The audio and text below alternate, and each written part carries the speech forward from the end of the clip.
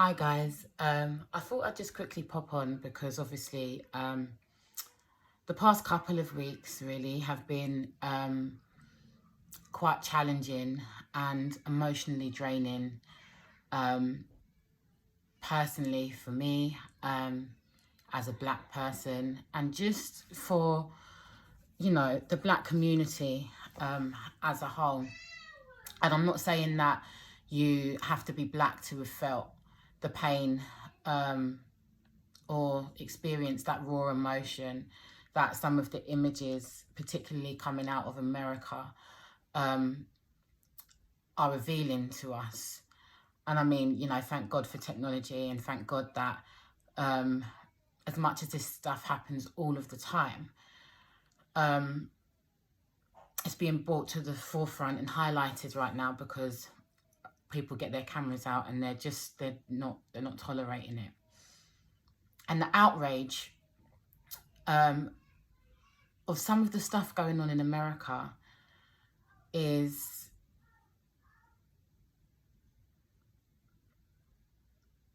something that I think a lot of black people come to expect. It's not that we expect to be or feel that we should be treated in these ways, but almost it's not surprising. And as much as a lot of black people don't speak up about the everyday occurrences of racism on all levels that so many of us experience, these things happen all the time. And I think with lockdown, the coronavirus, the world slowing down, changing, everyone having more time to reflect, and just how brutal some of these instances, which I'll talk about, the individual things that really have triggered this sort of movement to reignite again. It's just a lot and it has to stop. And I've been soul searching myself and tormenting myself, which is why I've come on here and just unpicking all of the things that I turned a blind eye to, or that I let lie, or that I didn't scream about in terms of injustice, some kind of unfair treatment, and just outright racism, whether the person on the other hand, at the other end, realize that that's what it was or not.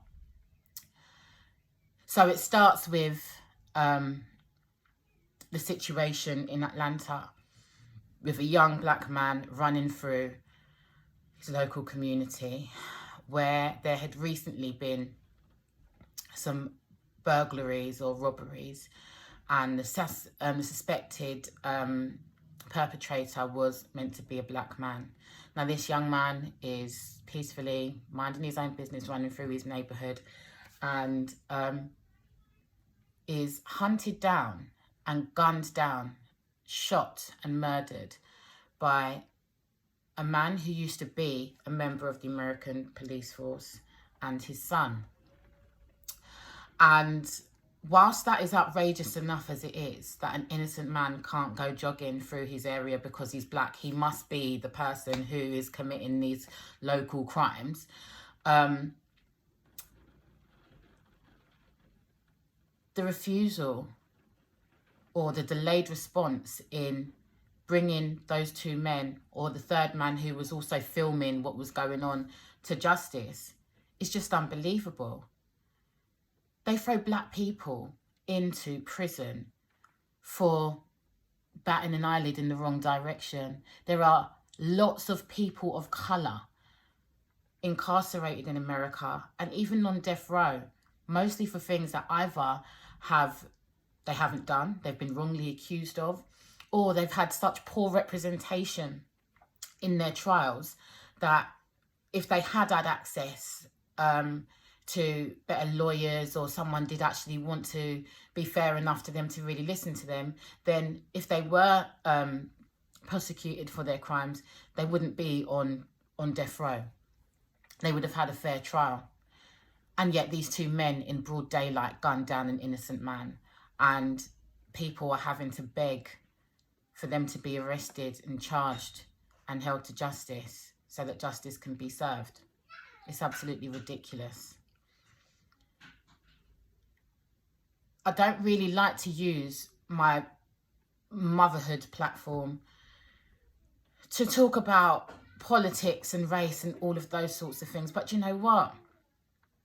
I'm a mother of 3 black sons and a black daughter. I've got 4 children. And actually these things are my responsibility to talk about, to highlight, to promote. And it is down to people like me and anybody else who has, however small or large a platform, to bring to light these things, because it could be your son, it could be your daughter, it could be me, it could be you. And whilst we never usually speak about these things on our social media, these things happen all of the time. The second thing that really outraged everyone was the Amy Cooper situation. The white lady in Central Park who had her dog off of her leash in a protected part, sort of nature reserve of the park. And there was a gentleman there who was bird watching, knows what the rules are. He goes to that area of the park to do his bird watching and frequents that place all of the time. Kindly asks the lady to put her dog on the leash. And suddenly it escalates into a situation where she tells him she is calling the police and is going to tell them that an African-American man is threatening her life. Now, I don't know if anybody's seen When They See Us. It's a Netflix series based on real life circumstances of 5 or 6 young black men in the 80s who happened to be playing around with their friends, group of boys in Central Park. They live in Harlem, so the park is, backs onto their neighborhood one evening. And on the same evening, it just so happens that a white jogger was raped and brutally attacked and left for dead in the park. This incident happened in a completely opposite side of the park that these young men were seen in, or where they were sort of running around and messing around that night. And the police in America in the 80s pinned this crime onto 5 young black men, and they were sentenced to prison. And for the majority, for between like 15 and 20 odd years, like their whole lifetime. They were children at this time. Please watch it if you haven't seen it. And these things happen in America all the time, where instead of going out of their way to find the perpetrators of these crimes, these actual crimes, they just leave them free to roam and continue committing similar crimes and just pin these horrible crimes on innocent black people. What she did in that park could have landed that poor man in a very serious situation that could have resulted in his death. If the police had arrived and they'd seen a black man and a white woman, it's very likely that they would have sided with the white woman if he hadn't taken out his phone and videoed that incident. Easy. And then obviously everyone knows about the George Floyd situation. An outrageous scenario we're faced with, where a white police officer kneels in a man's neck for almost 9 minutes. He's not putting up a fight. He's saying he can't breathe, and then he dies.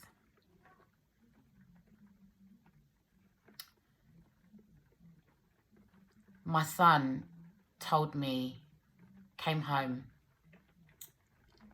about a month and a half ago and said, "Mum,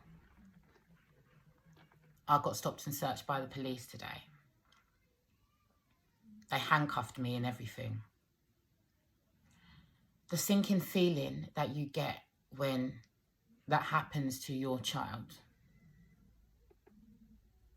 when actually all he was doing was innocently standing outside the shops talking to his school friends that he bumped into. It's frightening, it's heart-wrenching, and it's something that I have to deal with. It's a fear I have to deal with on a daily basis. and it's horrible. The same with my husband. I remember years back driving in my husband's car through Brixton. I was about to go and do some shopping. I took the car and suddenly a police van swung across the road, blocked me, and about 15 police officers jumped out of the van and hurled towards the car. So I just stopped like this because I didn't understand what was going on. I was in the car on my own. The car did have slightly tinted windows. We were a bit younger. It was a little bit of a boy racer looking car. It was a Volkswagen Golf, but a sort of sporty version. This is back in the day. And they stopped when they saw it was me and that I was female. And the leading officer said, oh, no, stop, it's fine. Back in the van. And then suddenly they all retracted back into the van. But my heart was racing. And I thought, well, actually, if that had been my husband in the car at the time, why was this happening and what would have happened? They were so aggressive in their approach. Now, this isn't a situation that I want to make about black people versus the police, but there are loads of issues to discuss around that. Black people are more likely to be stopped and searched. They are stopped and searched on a regular basis. I am currently dealing with a situation where I can't speak about it too much because legally the case is ongoing. But there was an incident with my younger brother and the police, which has resulted in my brother being in a mental health institution. And the treatment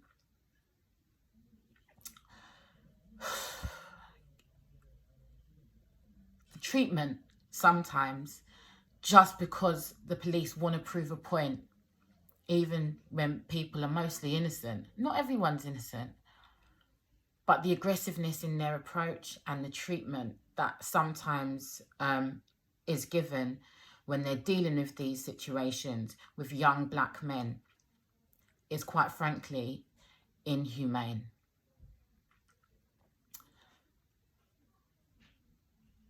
Racism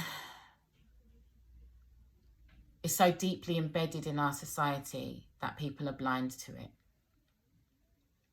It goes back hundreds of years to the British Empire and colonialism and the institutional structures that have been built historically within our culture.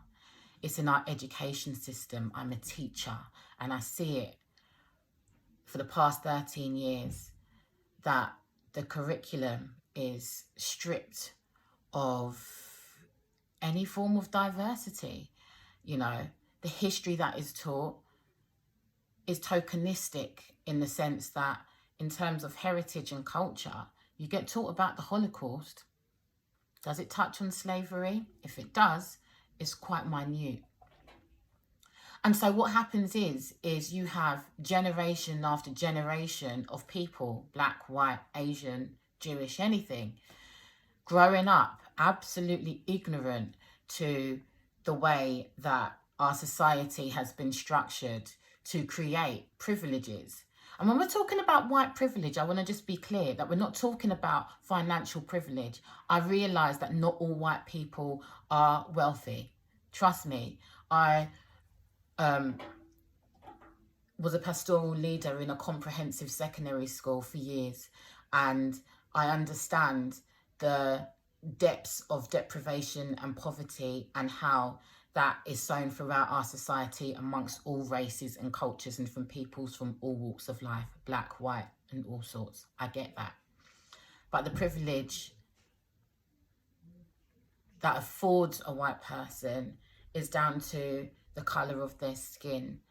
It eradicates stereotypes and inbred prejudices.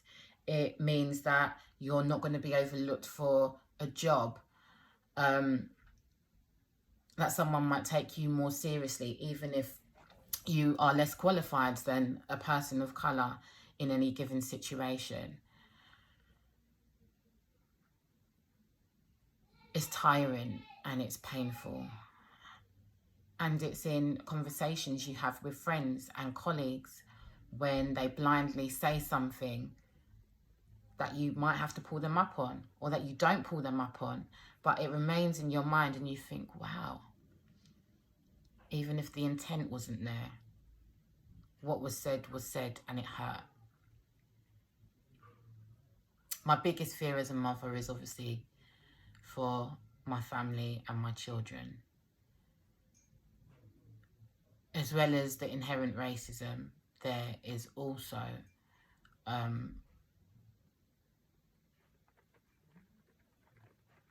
the cultural challenges that come with being black in the UK. The issues with black youth, which is again linked to the systematic racism that is embedded throughout British culture.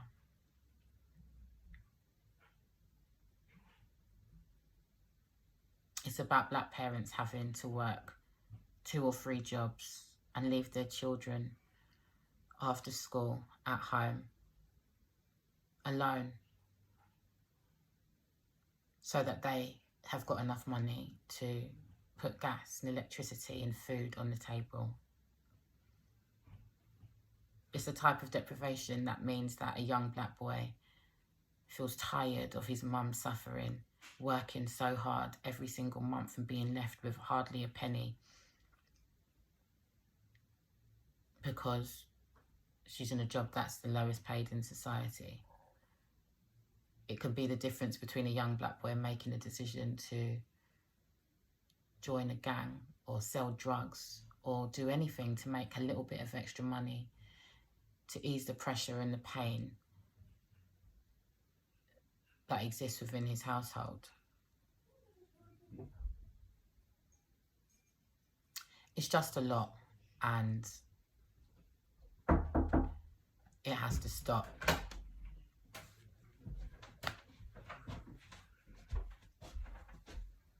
Right on cue. Do you want to join in, Jaden? But anyway, I want to end the week moving forward.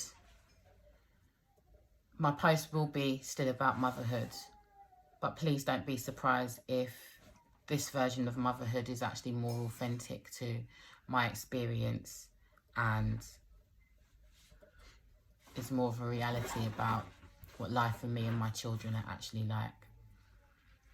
And please get involved and support the movement, because I just don't understand how a world based on equality is not the best version of the world that we all want our children to live in.